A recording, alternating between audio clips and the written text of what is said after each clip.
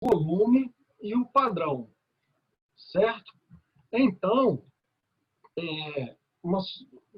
principalmente, né, a estética, o volume e o padrão, elas são características que são de extrema necessidade para um bom desenvolvimento, né, do produto que a gente está fazendo a pesquisa geral, né?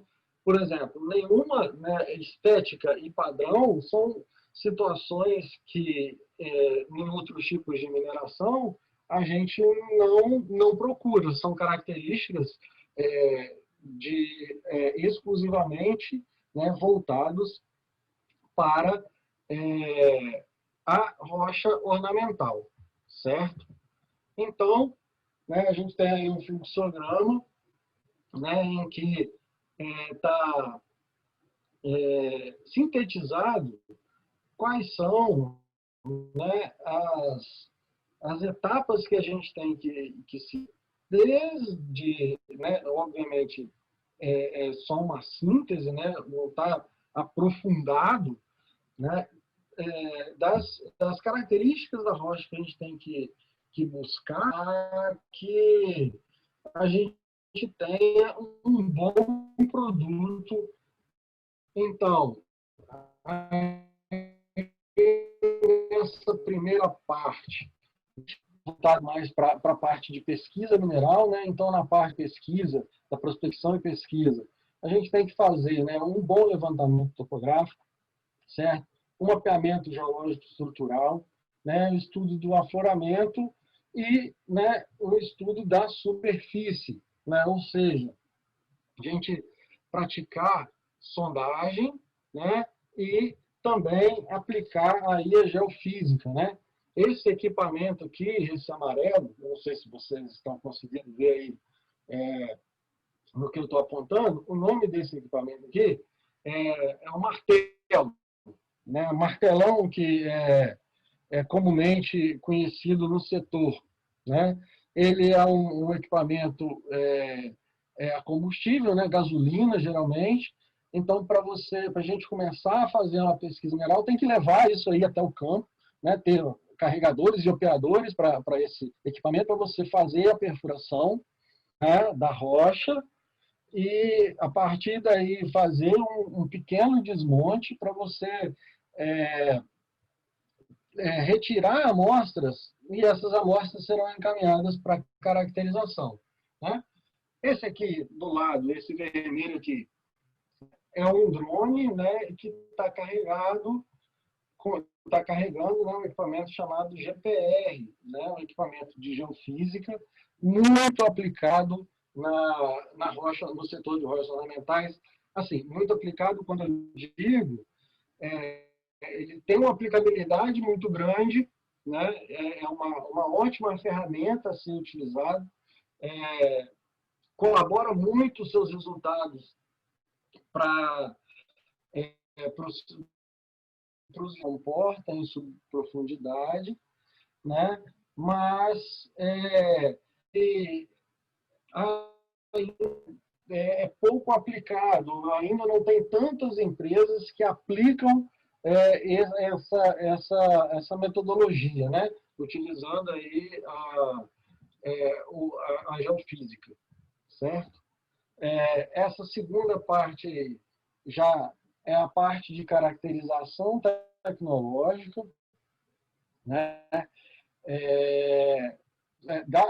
A partir do momento que você recolhe essas amostras, né, você tem que ter um volume de amostras tal que você consiga fazer, né, os ensaios de caracterização, que a gente vai ver daqui para frente, né, no próximo slide. E essa caracterização tecnológica, ela é de suma importância para você saber quais são as características da rocha que ela vai ser desempenhada quando aplicada, né? Então, essa situação aí, né, todas essas etapas aí, a gente consegue verificar, né, na parte de caracterização tecnológica, tá? E a partir de então, a gente pode começar a pensar, né, tendo características, rochas, né, de características iguais àquelas que a gente viu anteriormente, a gente pode começar a pensar numa lavra, né? E eu sempre gosto de colocar a figurinha aqui, né? Por quê? Porque pesquisa mineral, ela, né? Ela, muitos podem pensar que você está gastando dinheiro, né? Você está gastando muita grana para fazer uma pesquisa mineral, mas, na verdade, é um investimento. Tá? É um investimento. Você tem que investir para você ter conhecimento da sua jazida, certo? Porque senão pode acontecer isso aqui. Quando você tem uma pesquisa mineral mal executada, pode acontecer essa situação aqui, ó.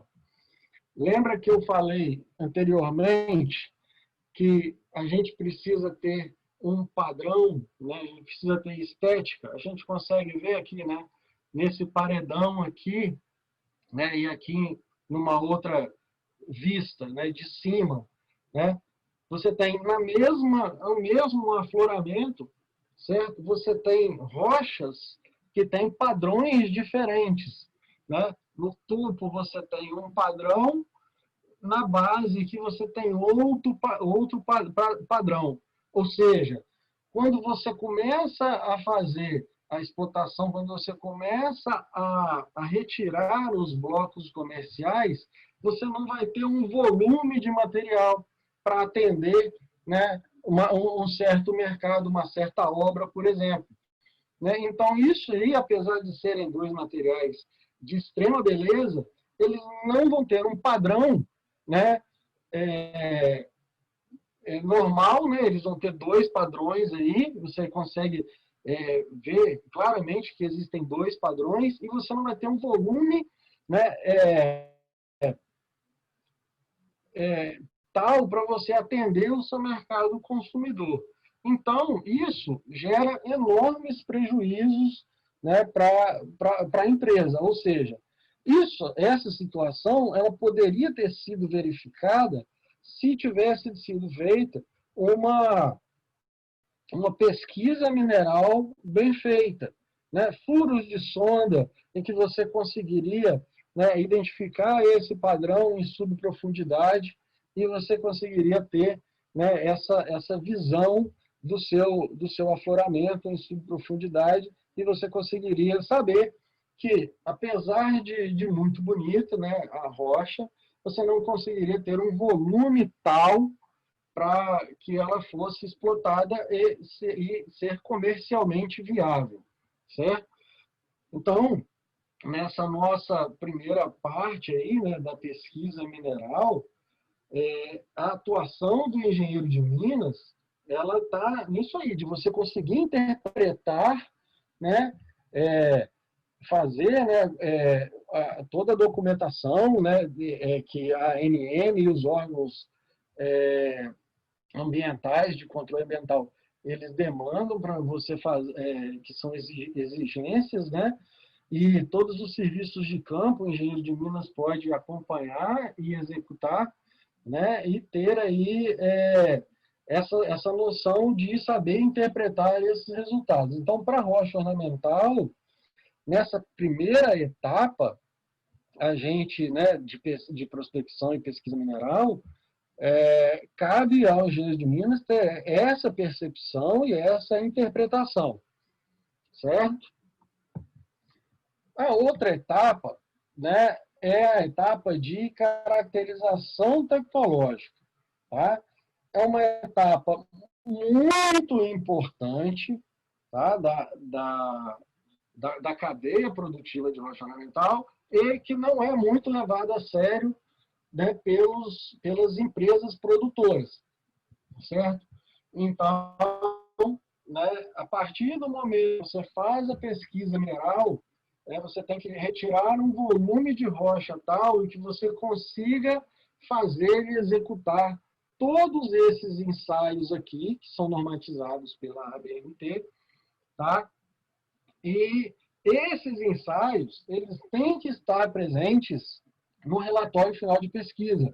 Ele é parte integrante do relatório final de pesquisa.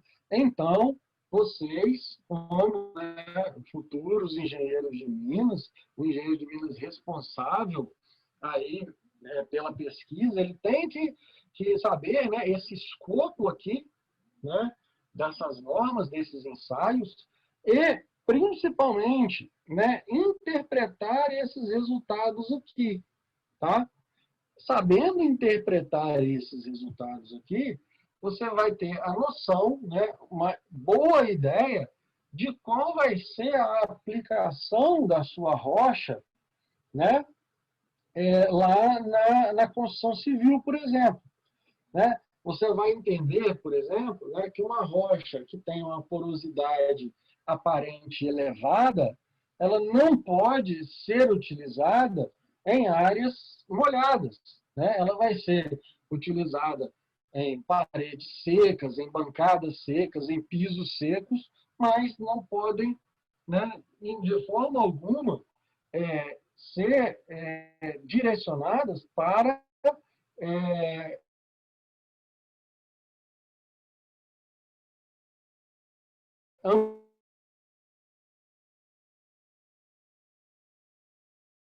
ambientes que são da mesma forma aqui, né, da compressão uniaxial, do modo de ruptura, né, e da resistência à fricção, né, como que essa rocha se comporta com carregamentos, né?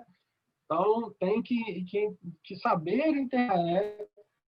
Que tenha essa resistência à flexão baixa, ela não pode ser utilizada numa bancada, por exemplo. Né? Aqui, ó, o desgaste por abrasão, por exemplo, que é também conhecido como desgaste Ansler, rochas que têm uma alta abrasividade, né, que se desgastam mais facilmente, elas não podem ser utilizadas, por exemplo, para pisos que tenham uma grande circulação ou que tenham materiais abrasivos nessa situação, né? Na situação em que ele vai ser empregado. Então, é de importância entender, né? Primeiro, saber quais são as normas, né? Ter em mente o volume, né, de rochas que tem que ser utilizado, retirado lá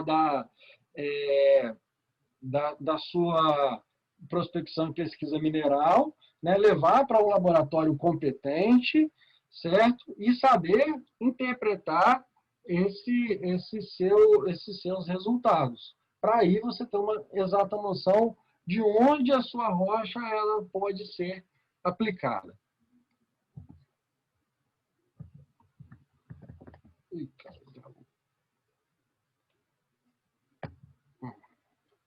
Vamos lá. A próxima etapa que a gente tem na engenharia, né, como engenheiro de Minas na Lavra de Rochas Alimentares, e aí a gente começa a ter um pouco as diferenças, né, das operações, né, de rocha ornamental para outros tipos de lavra, né, que a gente chama aí de tecnologias de corte, né, que efetivamente nas minerações, nas grandes minerações e outras minerações, a gente pode chamar aí, né, da parte de perfuração e desmonte, certo? Basicamente, essas duas operações elas estão agregadas aí nessas tecnologias de corte que são empregadas, né, na lavra de rochas ornamentais. Né? Então, a gente tem aí, né, subdividido em tecnologias cíclicas, né, ou também chamadas em costura, e aí a gente tem a divisão mecânica por cunhas, né, a perfuração contínua, corte por explosivos, né, e aí vários tipos de explosivo, pólvora, cordel, né, divisão com agentes expansivos, massa ou argamassa expansiva, né, Para a atualidade, né, essas tecnologias aqui, elas são pouco utilizadas, né? Elas são utilizadas em menor escala. Tá? O que é mais utilizado hoje em dia, né, são essas tecnologias de corte contínuo e, mais especificamente, né, o fio diamantado. Né? O disco diamantado e a correia dentada diamantada, eles têm uma certa aplicação. No Brasil, muito menos, né, por conta da dureza da rocha. Se você tem, né, isso aqui é usado mais para lavras de rochas carbonáticas, né, ou seja, mármores, né, mais utilizados nisso aí, mármores e calcários. O fio diamantado, né, mais em granitos e quartzitos, né?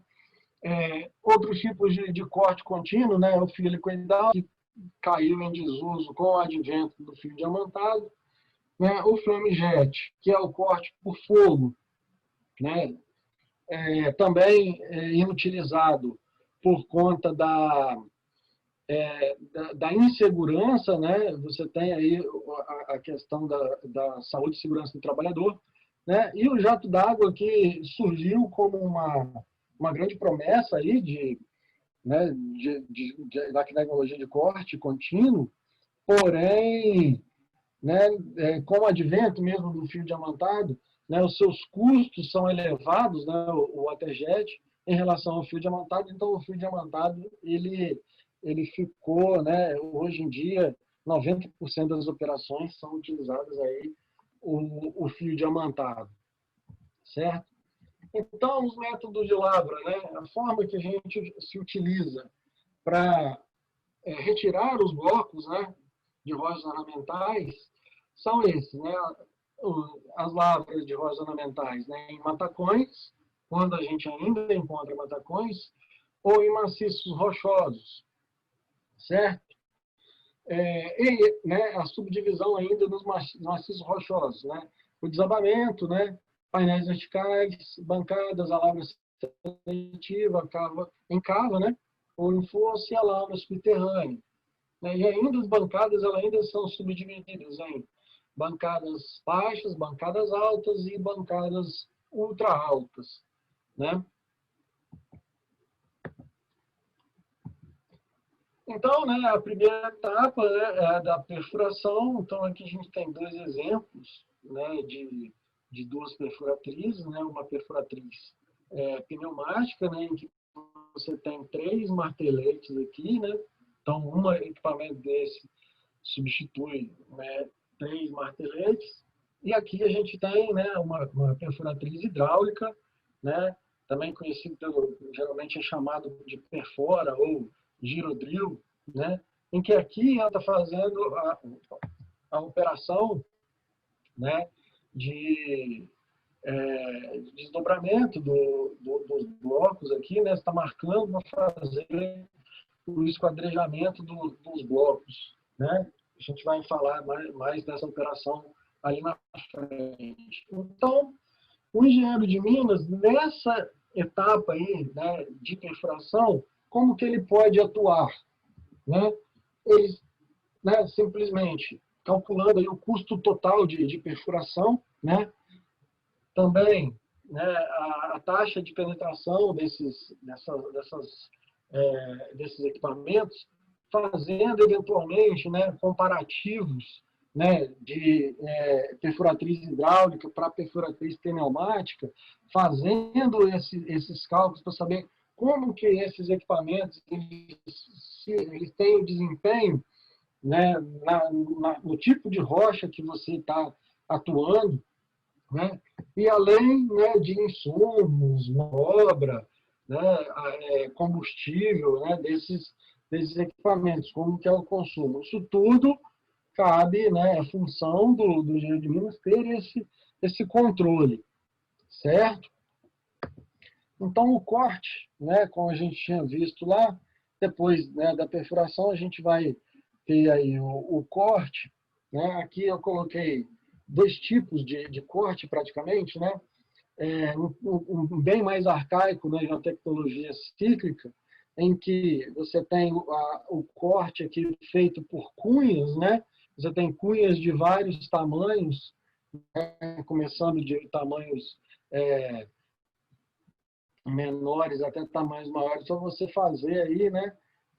O corte, né? Você faz furos paralelos aqui, então você cria e vai batendo, né? Aqui em cima, né? Com uma reta ou algum equipamento pneumático, né? E vai criando um plano de fraqueza aqui e você vai assim desmembrando os blocos, né?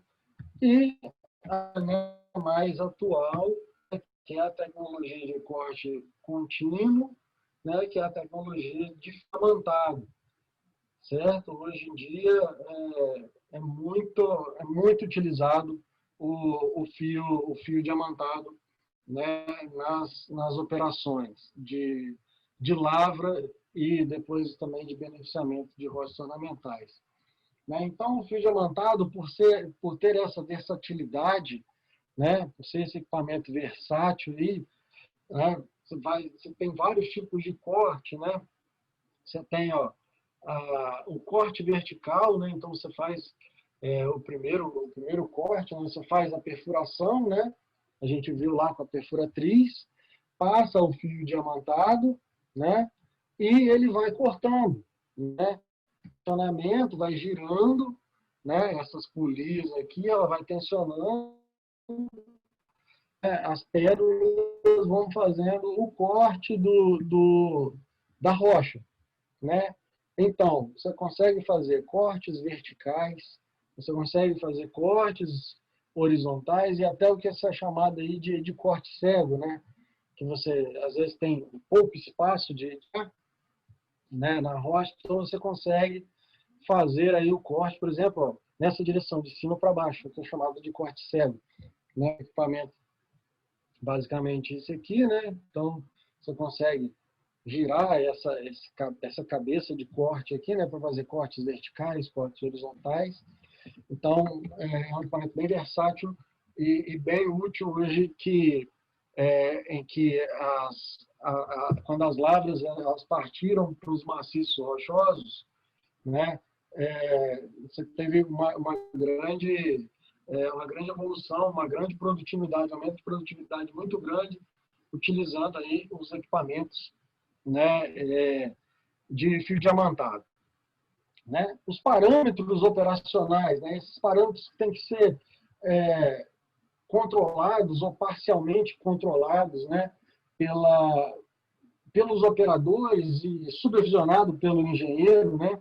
Tem alguns parâmetros que a gente não consegue controlar, que são os parâmetros, obviamente, relativos à rocha, né? E aí a gente consegue elencar a dureza, as tensões, né, induzidas ou as tensões naturais, né? O teor, né, de água, a quantidade de água presente nessa rocha, o grau de alteração dela, a presença de descontinuidades, né, as propriedades mineralógicas e as características texturais da rocha. Né? Alguns que são parcialmente controlados, que são as propriedades, né, do equipamento propriamente dito, né, e algumas condições operacionais ou condições de trabalho. As propriedades do equipamento, máquina, né, a posição do corte, o número de pérolas ali por metro de fio, de curvatura do fio, área a ser cortada, composição da pérola, né, e a pressão de contato, né, do fio com a rocha, para que você tenha uma de trabalho aí, vibração da máquina, né, vibração do equipamento, e o pessoal qualificado para operar esse tipo de equipamento, certo? Então, aí relativo à máquina, né, relativo ao equipamento, o que o engenheiro de Minas tem que ter em mente, certo? Quais os parâmetros que ele tem que controlar, principalmente, não vou entrar aqui, a gente viu ali de velocidade periférica, né? Isso tudo tem que ser calculado para a gente basicamente chegar, né, no cálculo ali da produtividade. saber se a sua máquina, o seu fio, né, diamantado, ele está tendo uma boa produtividade, certo? Se não tiver, né, se você não conseguir, através desses cálculos, chegar no número que você necessita, né, você tem que rever aí alguns conceitos, ou fios diferentes você tem que buscar, ou equipamentos mais potentes, né? E aí, quais são as variáveis que a gente tem que saber, né?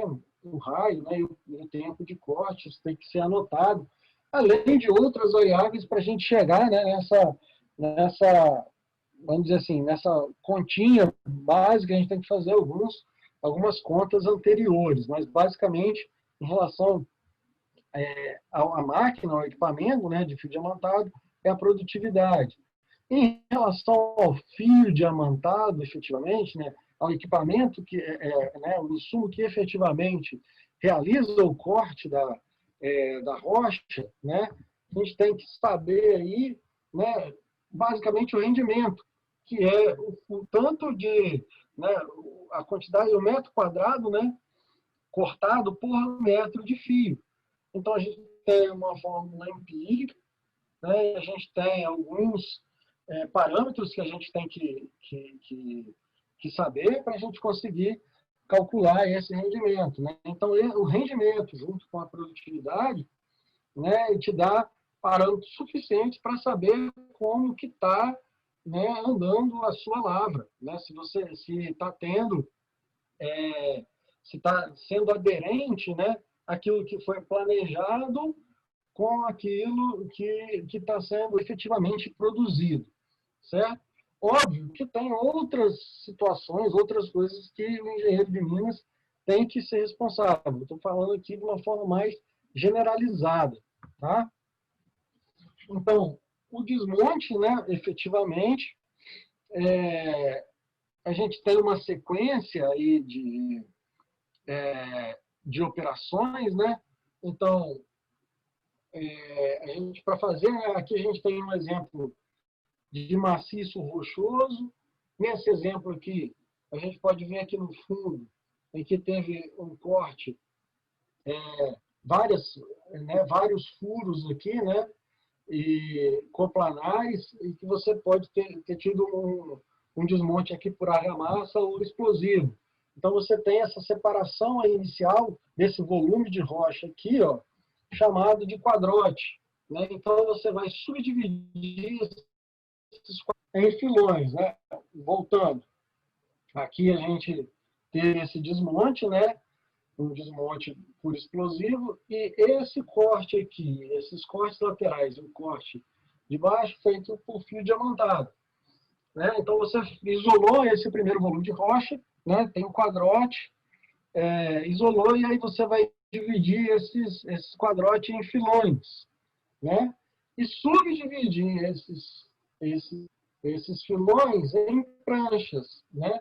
Essas pranchas, elas serão tombadas, e é aqui que a gente está vendo, né, como que elas podem ser tombadas, né, em cima de um colchão aqui de areia, né, ou de sedimento, pode ser de pedra, pode ser de pneu, que é comumente chamado de cama, né? Então, para você diminuir o impacto dessa prancha, né, sobre a rocha, né? Então você faz esse amortecimento aqui, né, para em cima dessa prancha você trabalhar e subdividir aí essa prancha nos blocos comerciais, tá?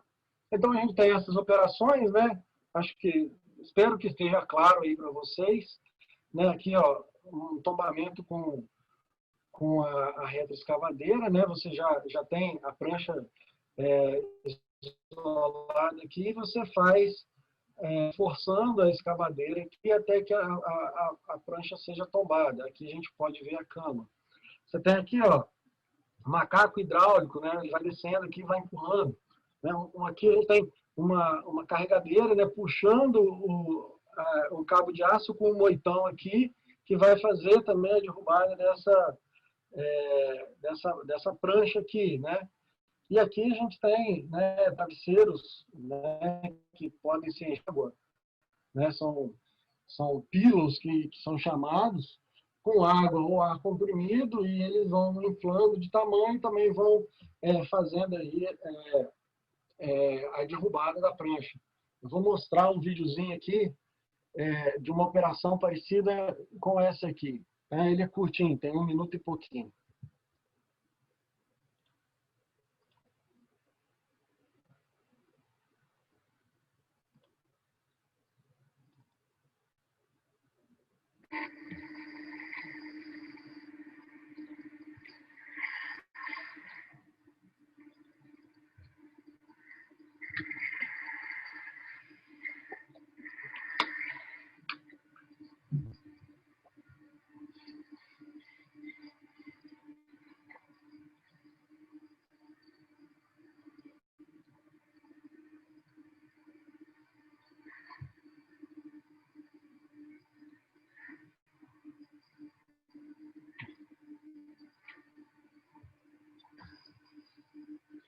Parece que não está aparecendo o vídeo. Deixa eu voltar aqui.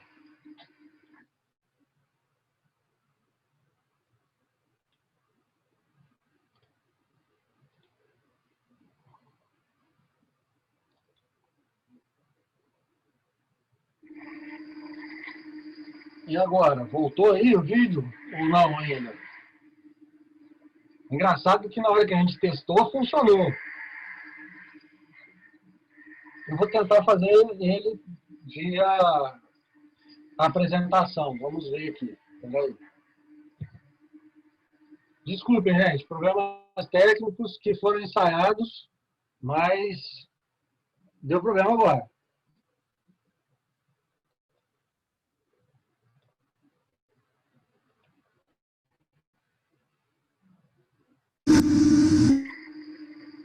Foi? Ou não foi? Não, Juliano, você vai ter que fazer Foi? uma nova... Faz um novo compartilhamento com o vídeo fora do slide. Deu para ouvir? Deu. Vou fazer o compartilhamento com o vídeo fora do slide. Mas eu estava abrindo ele fora do slide. Então eu vou fazer aqui. Só que você tinha que, mesmo assim, você precisava clicar em um novo compartilhamento para aparecer a tela do vídeo, entendeu? Beleza, vou fazer aqui.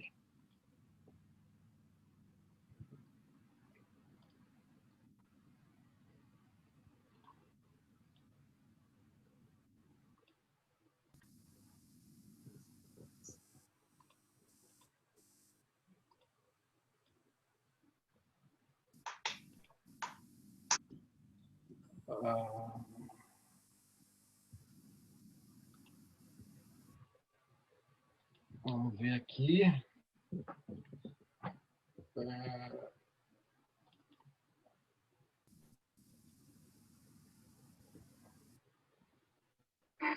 E agora? Não. Não? Não, tá do mesmo jeito. Eita, agora eu fiz um compartilhamento. Deixa eu... mas espera aí.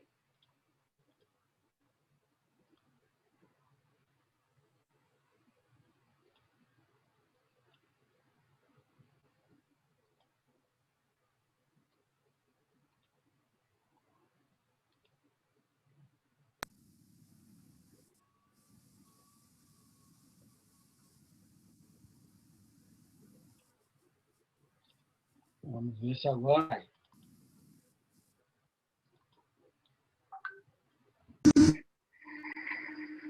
Foi não?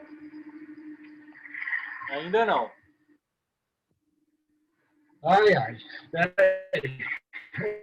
É porque não, ele fala que o meu compartilhamento ele está pausado. Será que eu vou ter que fechar a apresentação e abrir ela de novo depois? Quando você... aí em cima tem onde fala que seu compartilhamento está pausado, você consegue fazer um novo compartilhamento. Aí, aí você seleciona a página do vídeo. Sim, é isso que eu estou fazendo. Então não sei por que está dando erro.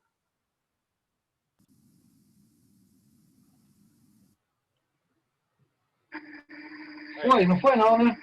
Não, tá aparecendo só a pasta onde o vídeo está armazenado. Eita.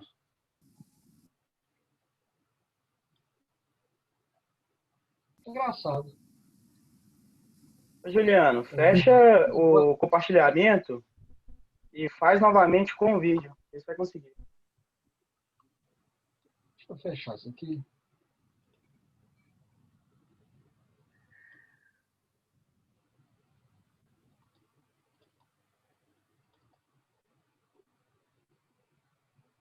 Aí aparece que está pausado. Bom, não está aparecendo, né? Não. Depois eu mando o vídeo para vocês aí, e aí a gente...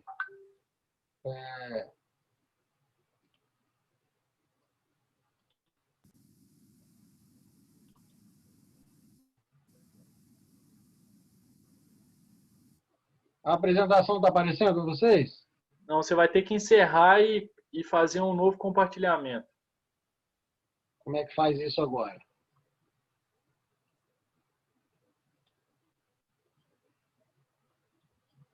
Aqui.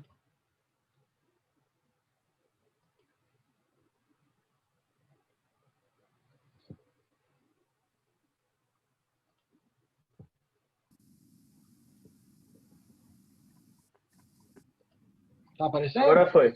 Agora foi. Apareceu a apresentação. Isso, vamos chegar lá onde a gente está. Por enquanto está tranquilo? Vocês estão conseguindo me ouvir aí? Está de boa? Tá tranquilo. Então tá bom. Tranquilo. Bom, depois eu passo o videozinho para Seminas e quem está aí assistindo vê. É basicamente essa operação aqui, ó. Essa do meio aqui, em que você tem uma escavadeira, né? Uma reta escavadeira, ela derrubando uma prancha, né? Hoje em dia, né, as operações, essa operação ainda é muito utilizada, porém você diminui muito, né, a vida útil e a disponibilidade da sua reta escavadeira, porque ela está desempenhando aí uma função que ela não foi projetada, né, efetivamente. Então você está forçando, né, equipamentos ali, pistões, né, juntas, retentores que não são dimensionados para fazer esse tipo de esforço. E muitas vezes as pedreiras, né, as lavras, elas têm um equipamento desse, quando muito dois, né? Então a gente sabe, né, aquela máxima, quem tem um não tem nenhum e quem tem dois tem um. Então você imagina, né, a dor de cabeça que é quando um equipamento desse fica parado, né, praticamente para a pedreira toda, né? Então você tem aí, né, obviamente opções, né, que são substituíveis, né, dessa operação. Você tem esse macaco, você tem aí os travesseiros, né, que são que são apropriados para essa finalidade, né? Então, e depois, né, do tombamento da prancha, a gente tem essa operação aí, né, do esquadrejamento, que você vai marcar em cima dessa prancha os blocos que são os blocos comerciais, né? Que são os blocos que a gente que são o produto, né? O produto primário, o produto da lavra, né? É esse produto aí que vai para o beneficiamento, né? Seja aqui no Brasil, seja no exterior, tá? Então a gente tem aí, né? Os blocos. Aí eu coloco essa figura aqui justamente para chamar a atenção do como é importante a pesquisa mineral bem feita. Né? Se você tem um bloco dessa forma aí, primeiro que possivelmente você não vai conseguir retirar ele, né? E segundo que ele é comercialmente inviável, né? Você tem aqui famílias de descontinuidades, né? De juntas aqui que vão inviabilizar, né? A operação, né, de beneficiamento desses blocos. Tá? E aí eu só coloco essa figura aí para mostrar as dimensões do bloco, né? Basicamente, as dimensões são 2 por 2, né? Por 3, desculpa, por 2. Então, a gente já sabe, né, que da prancha, uma dimensão, pelo menos, do bloco, né, ela já vai ter que ser cortada, né? Por exemplo, essa dimensão aqui, né, do bloco, né, essa dimensão aqui do bloco, porque ela está em cima, né, ela já vai ser cortada do tamanho da prancha para você reduzir o seu trabalho, né? E aí, um pouquinho diferente também, né, é uma adaptação, na verdade, do carregamento, né, das outras minerações, né, é que o carregamento do bloco ele é feito, obviamente, com o nome do equipamento, é uma carregadeira, né, porém, no lugar da concha aqui da frente, a gente coloca uma espécie de garfo. Aqui não está muito claro, mas acho que dá para ver aqui. Tem duas bases aqui, né, em que você pega o bloco por baixo e faz a elevação, né? Essa aqui é a operação ótima de carregamento, né? Você coloca em cima de caminhões que vão ser transportados, né, para o beneficiamento, tá? Isso aqui é importante a gente ter na cabeça, porque eu vou falar disso, né, no final, tá? Essas aqui são informações, média, né? Isso não é uma informação exata, isso é o que a gente tem aí, né? O aproveitamento aí da lavra, né? Tudo que a gente tira, ele gira em torno de 5 a 50%, né? Ou seja, de 50% a 95% de tudo que é retirado aqui é lixo, é jogado fora, é amontoado, né, nas pilhas de estéreo e rejeito, certo? Então, fiquem com isso em mente, que eu vou voltar nisso aqui quando a gente estiver encerrando a palestra, né? Então, aqui, né, mais ou menos como que fica o jeitão de uma mina, né, de uma pedreira, né? Aqui é a lavra de matacões, né, bem simples, uma movimentação de estéreo enorme, para um aproveitamento muito pequeno, né? A lavra em flanco ou em costa, muito comum, né, no Espírito Santo, né? E a lava aqui em cava, né? Para ver se a gente está vendo que está afundando aqui, a gente tem os paredões aqui, né? Então, está afundando. Essa forma aqui, né, esse método de lavra aqui, são bancadas ultra altas, tá? Essas bancadas aqui tem mais de 30, 40, 50 metros. Tive informações aí que essas bancadas já estão chegando aí, né, as pranchas que estão sendo tombadas a quase 100 metros. Tá? Isso é praticamente um edifício sendo jogado abaixo, tá? Para você fazer a lavra. Então, o engenheiro de Minas, né, ele deve observar, né, na lavra de rochas ornamentais, né, essas dimensões aí das frentes, desmontes das bancadas, né, a altura, largura das bases desses degraus, né, dessas bancadas aí, a configuração da escavação, estabilidade nas frentes e taludes, né, e mecânica das rochas. Posicionamento, né, das máquinas de desmonte em relação à frente lavra, condição de circulação dos trabalhadores, vias de circulação, equipamento, segurança, né, das operações, segurança do trabalhador, né, aí, volume produzido, volume de rejeito gerado, consumo de água, consumo de energia, consumo de combustível, consumo de fio diamantar, né, e várias aí, que são de responsabilidade de Minas ter esse controle. Né? Passando aí da parte de lavra, a gente vai para o beneficiamento, tá? Que são divididos aí basicamente em duas etapas. O beneficiamento primário, né, que é a serragem ou também desdobramento, e o beneficiamento final, que é o polimento ou o acabamento. Então, aqui, sequencialmente, né, a gente vai ter o bloco, que sai da lavra, né, o produto da lavra, ele pode ou não passar por esse equipamento aqui, que é chamado monofio, né? O que ele vai fazer? Percebam que aqui tem as marcas das meias canas, né? Da perfuratriz, então ele vai tirar essas marcas aqui, então você vai ter esse volume útil reduzido, né? Mas você vai ter as faces lisas, né? Quando você opta pela lavra de fio diamantado, se as 6 faces do bloco, são 6 mesmo, ela estiver lisa, você não precisa passar pelo monofio, você vai direto para o tear. E o tear pode ser de 2 formas, né? O tear de fio ou o tear multilâmina, desculpa. O tear multilâmina gera lama abrasiva, certo? Então, isso aqui são geradas, né?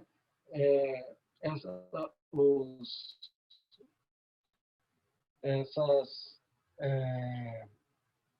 né, como são chamadas, e depois vai para o polimento. Né? Aqui no polimento, passa por várias etapas de polimento e vai para o produto final. Certo? O produto final, né, que, ele pode ter vários acabamentos. Tá? O acabamento ele pode ser um acabamento flameado, né, ou seja, que você tem a exposição aí do material a alta temperatura, jateado, né, que você tem um jato de partículas abrasivas em alta velocidade, aqui, né, na rocha, o apicoado, que você tem um martelete aqui que fica batendo várias vezes, né, em cima da rocha, e o acabamento que a gente é mais comum de ver, né, que é o acabamento resinado, que você passa, né, depois do polimento, você passa ali a resina, né, na superfície da rocha para dar esse brilho vítreo na rocha. Né? Então, né, voltando aqui àquela figurinha que sai mais ou menos 50%, né, quando muito, tá? 50% é um valor alto de aproveitamento da lava. Ainda você pode ter, né, uma retirada dessa porcentagem aí, pode ser em torno de 30%, 35% de blocos que têm propriedades que não são atendidas pelo mercado, né, e que podem ser aproveitados para outras finalidades, né, que você tem blocos aí de baixa categoria. E aí você vai para o desdobramento, né, dos blocos, tá? E aí também você gera um rejeito, né? A quebra, né? E por fratura, e você gera aí a lama. Geralmente essa operação aqui você tem uma eficiência de 70%, né? E aqui também depois passa para o produto final, tá? E que você tem aí a parte de acabamento. Você também pode ter alguma perda, né? De que vai virar lama, que podem ter quebras, né? Que também em torno aí de 70% de eficiência, tá? Nessas outras operações. Né? Então, comparativamente, a gente vê que no beneficiamento a gente tem uma eficiência muito maior do que na lavra. Né? E, então, vamos dizer assim, é um nicho que a gente pode procurar, né, para melhorar, né, desenvolver essas operações de lavra. Né? Então, dentro aqui, né, do processo produtivo, da parte de beneficiamento, o engenheiro de Minas ele pode controlar todo esse processo aqui, entendeu? De insumos, de entrada e saída, de classificação, né, de material que entra e que sai. Tá?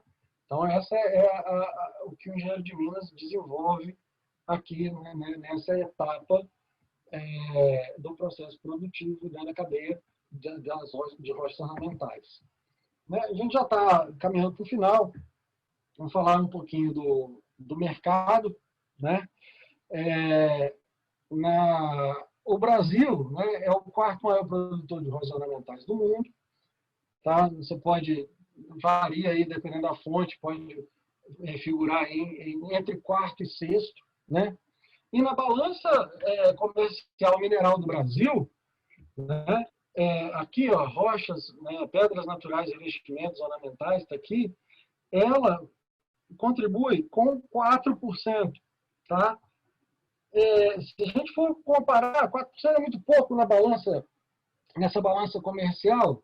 Se a gente for considerar que 90% a 95% das empresas de rocha ornamental, elas são pequenas e microempresas, né? Isso é um volume muito grande. Né? Você tem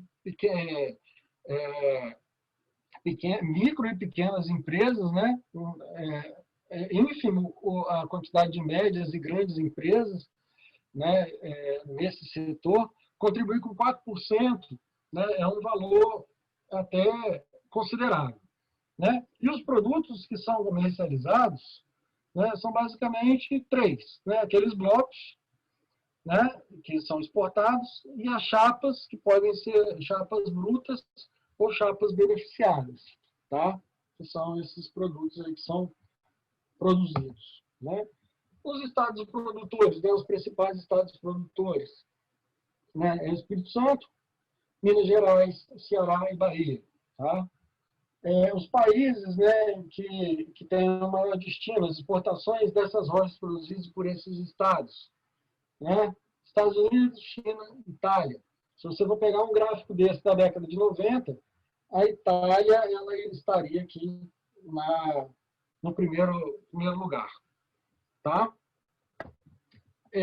Agora, nesse primeiro semestre de 2020, né, as exportações brasileiras de rochas ornamentais somaram aí 398 milhões de dólares e aproximadamente aí uma produção de 930 mil toneladas. Né? Ou seja, uma retração de 18,9%, aí, quase 20%. Milhões de dólares e uma retração aí também de 6% frente ao mesmo período de 2019. Também o preço médio dessas exportações do mesmo período também sofreu uma retração aí da ordem de 14%, né? O que anula, obviamente, o positivo do dólar para os produtos exportadores. Né? Ações de rochas brutas, né, em blocos, granitos, maciços e pedra-sabão registraram alguma variação positiva ou negativa pouco expressiva. Tá? Então, aqui a gente vê, né, a posição 23 de julho, né, que foi essa que eu peguei, essa informação, né, tanto em valor quanto em volume de importação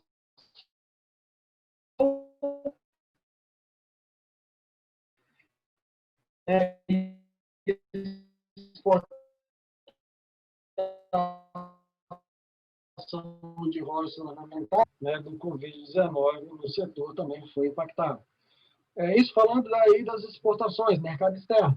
Em contrapartida, o mercado interno, que ele vinha em desaquecimento, né, muito por conta da crise aí na construção civil, houve um pequeno crescimento aí, né,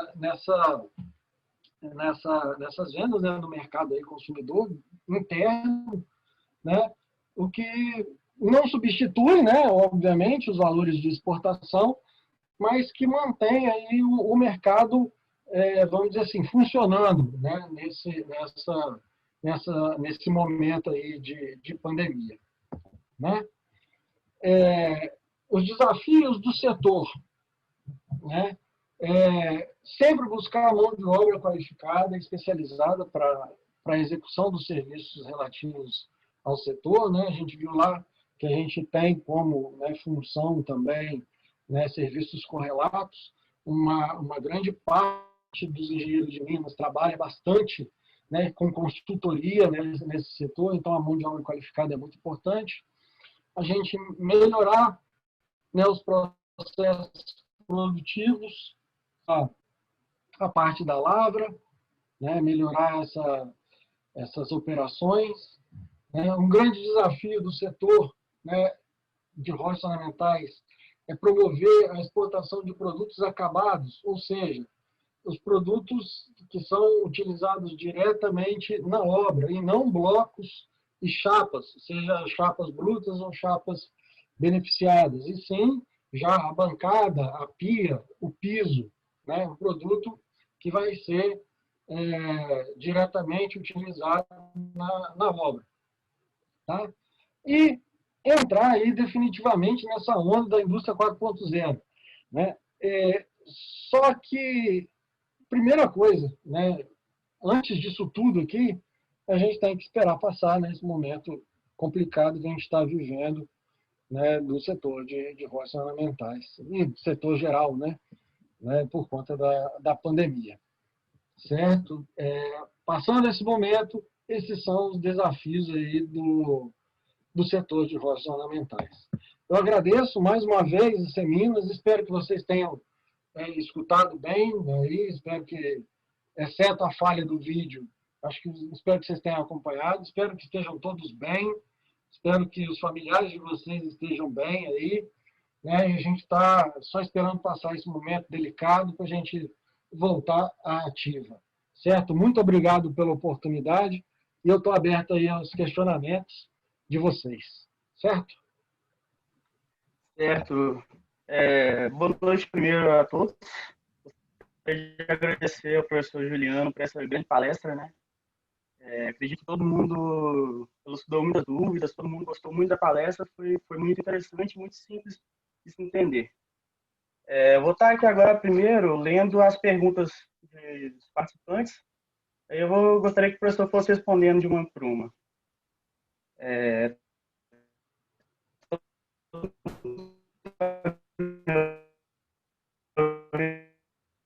Eu não estou escutando.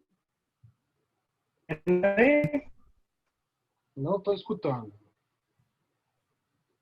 Tá vendo, professor? Oi, tenta falar aí que eu não escutei. Tá me escutando agora? Agora eu estou. Beleza, vamos lá então. Espera aí. Aonde que eu consigo ver vocês aqui? Que eu estou só vendo a minha apresentação. Eu finalizo. Ah, beleza. Obrigado. Pronto, agora dá para ver? Isso, agora... eu vou passar agora... Estava aparecendo um dedo aqui apresentando só para a minha tela. De todo mundo.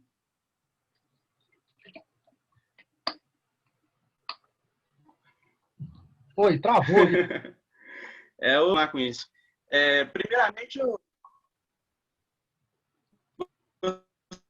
gostaria de pedir para todo mundo, a gente vai enviar um formulário. Gostaria que a gente tem que melhorar. Primeira pergunta é do Felipe Augusto Pereira.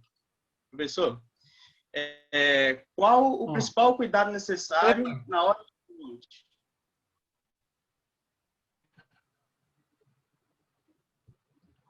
Repete aí. Deu uma travada aqui. Tá dando para ouvir, professor? Agora sim. Beleza. Vocês escutaram? A palestra estava tranquila? Estava tranquilo, acho que o problema está no meu áudio aqui mesmo. Tá bom? O Felipe Augusto Pereira pergunta: qual o principal cuidado necessário na hora de desmonte? Bom, no desmonte de rocha ornamental, quase não usa explosivo, né? Mas o cuidado para o desmonte, ele tem que ser um cuidado geral que para qualquer outro tipo de desmonte de outras minerações. Apesar de você não ter, né, a presença de explosivo, a gente viu ali que você tem, né, a queda da prancha, né, que é basicamente esse que é o desmonte, né, que é a derrubada da prancha. Então, a gente viu que tem a cama ali embaixo, né? Essa cama é feita por sedimento, né? por terra ou pedaço de rocha, pneu, né, velho, então eles colocam ali para diminuir o impacto da rocha sobre a rocha, né? Então, isso pode, à medida que você vai bater, você pode projetar coisa para frente. Então, você tem que manter espaço, né? Se você utilizar uma outra método, por exemplo, um moitão, né, que a gente viu ali a foto, que é a carregadeira puxando um cabo de aço. Imagina se aquele cabo de aço ele rompe, né? Então, você tem que tomar todo esse cuidado. Manter a área isolada, só quem está na operação ficar ali. Esses são os cuidados que a gente tem que ter. É igual ao cuidado que a gente tem com outros tipos de desmonte, certo? Exceto a utilização do explosivo. E quando usa explosivo, quando há necessidade de usar explosivo, toma-se todas as medidas igual as medidas para o desmonte com explosivo. Tranquilo. Entendido aí? Estou ouvindo sim. O Aureliano Cesarino pergunta: são usados softwares para o planejamento de lavras? Se sim, quais são? Não são usados softwares de planejamento de lavra, certo? Ainda está engatinhando essa percepção que o setor, né, necessita de que a lavra seja planejada. Por quê? A fala recorrente dos donos das empresas, né, é de que eles preferem não conhecer a rocha para conhecer a jazida dela, para ele não se assustar, senão ele não entra para começar a lavrar, né? Isso é recorrente, essa fala. Então, a gente tem buscado, né, quem vem trabalhando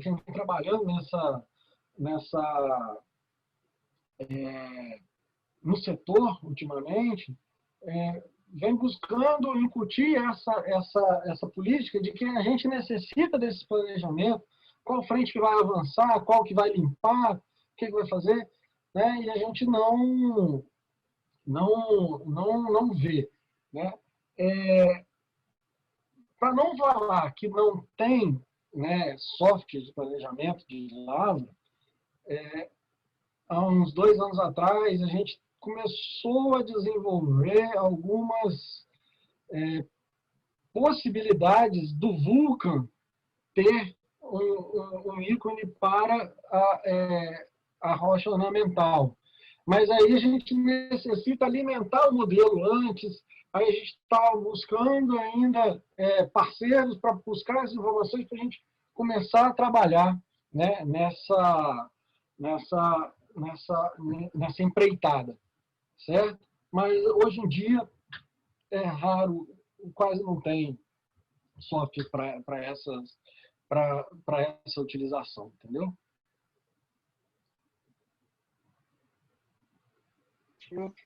Ele também pergunta como é que as informações da geologia estrutural entram nesse planejamento de lavra. Se é que entram, né? A gente viu, né, que a geologia estrutural e a mecânica de rocha, uma aliada à outra, elas são de suma importância para o desenvolvimento da lavra, certo? Se a gente não tem o conhecimento dessas famílias, dessas direções, né, dessas famílias de descontinuidades, a gente pode gerar blocos de tamanho não comercial. Então, você tem uma produção e que ela não vai gerar um produto comercializado. Então, você perdeu dinheiro. Isso é de suma importância, principalmente a direção ali de como você vai lavrar para que você tenha as dimensões do bloco comercial. Certo?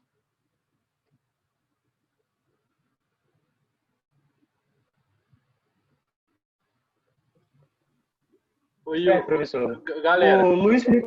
Pera aí. Oi, Yuri, só um minuto. Sim. Galera, não sei se todo mundo viu no chat aí, mas a gente disponibilizou um formulário para que todo mundo preencha, para a gente pegar os dados e emitir o certificado de todo mundo, tá bem? Não sai antes de responder, não, por favor. Valeu. Beleza. Luiz Felipe Matosinhos pergunta: em Minas Gerais, quais as rochas ornamentais mais encontradas? No quadrilátero ferrífero, temos lavras? Minas Gerais, pedra, sabão, quartzito, basicamente, né? Eu não sei no quadrilátero ferrífero se tem, eu sei antigamente, aí em Cachoeira do Campo, a gente tinha uma lavra de uma rocha sedimentar, né? Tinha alguns estromatólitos até nessa rocha. Se fosse olhar, não podia nem lavrar. Mas eu acho que essa lavra ela está abandonada, entendeu? Ela não está mais funcionando, não. Então, assim, no quadrado terrífero mesmo, eu não tenho informação de que tenha lavra para rocha ornamental. Eu sei que no norte de Minas, ali também, a parte do Vale de Jequitinhonha, a gente tem bastante, a região de Governador Valadares, a gente tem bastante rocha ornamental ali. Entendi. O Wagner Carvalho pergunta se tem alguma aplicação para o estéreo das rochas ornamentais, a gente utiliza para alguma coisa além disso? Tem. Basicamente duas finalidades, né? Para rochagem, o que é rochagem? É simplesmente buscar, né, utilizar esses finos aí, né, a parte daquela lama, para voltar para a agricultura, né? E alguns estudos para a parte do grosseira, né? Para produzir brita, né? Óbvio que tanto um quanto o outro ali, a gente tem potencialidades e tem impedimento tanto para um quanto para outro. Entendeu? Entendi. Uma última pergunta aqui do chat para a gente fechar também. No estado de Mato Grosso, no norte, e no meio do estado, tem vários jardim ornamentais ou não? Lá no Mato Grosso. O Centro-Oeste tá começando a ter a sua, vamos dizer assim, estão começando a descobrir rochas lá agora. Está, né? Começando a ter um caminhamento para lá, né? Para a gente descobrir novos materiais e produzir novos materiais naquela região. Tocantins, Mato Grosso do Sul ali, né? Eu sei que tem uma empresa, tanto que tem vários requerimentos de pesquisa lá naquela região, né? Mas, assim, produção mesmo, a gente viu ali que são aqueles estados, né? No Sudeste, né? Minas e Espírito Santo, e mais o Nordeste também. A gente tem o Ceará, que tem um grande potencial, a gente tem a Bahia, que tem um grande potencial, o Rio Grande do Norte tem também, entendeu? A gente tem. E agora o Centro-Oeste está se descobrindo também.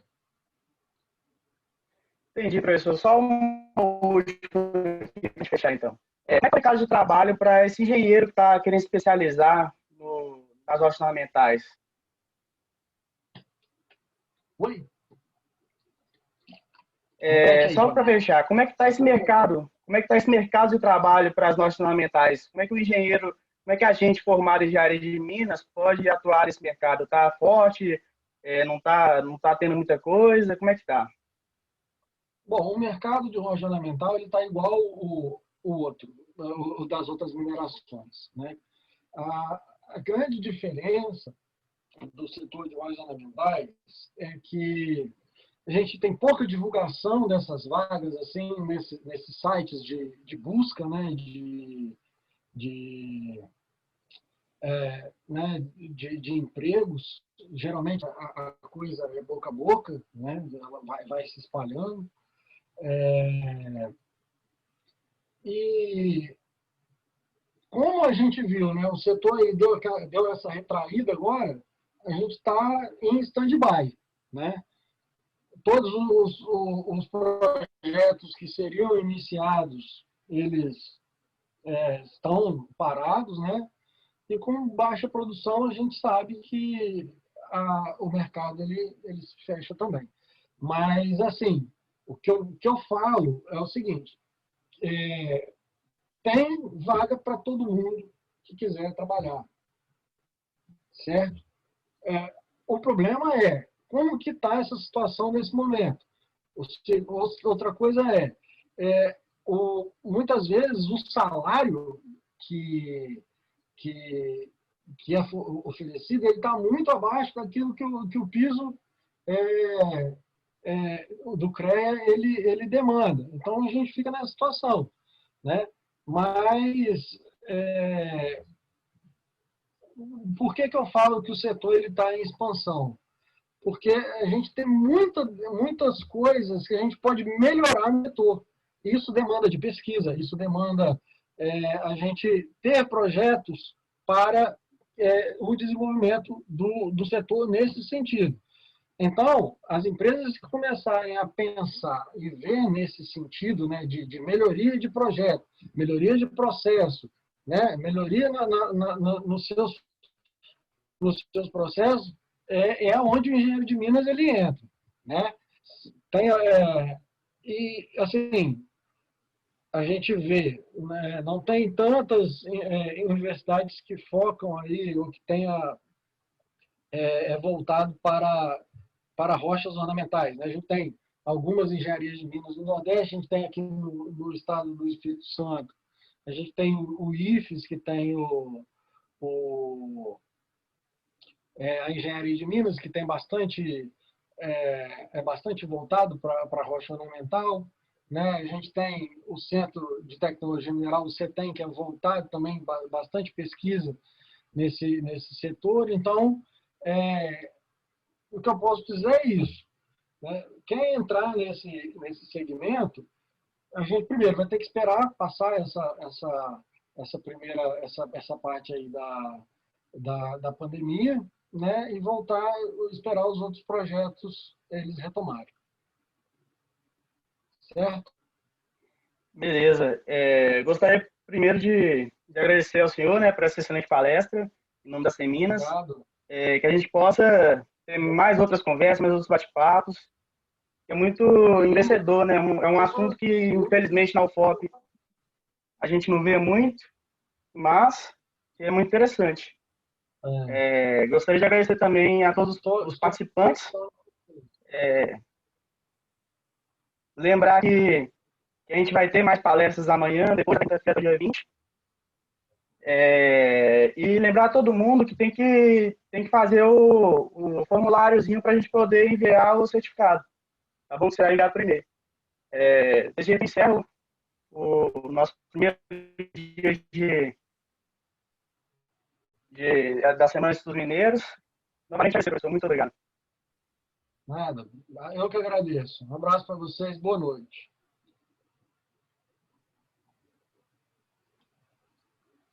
Boa noite. Bom, gente, só lembrando mesmo que vai tá disponível agora nos 15 minutos o formulário. Espero que todo mundo responda, tá bom? Para enviar um certificado, senão não vai ter jeito para a gente.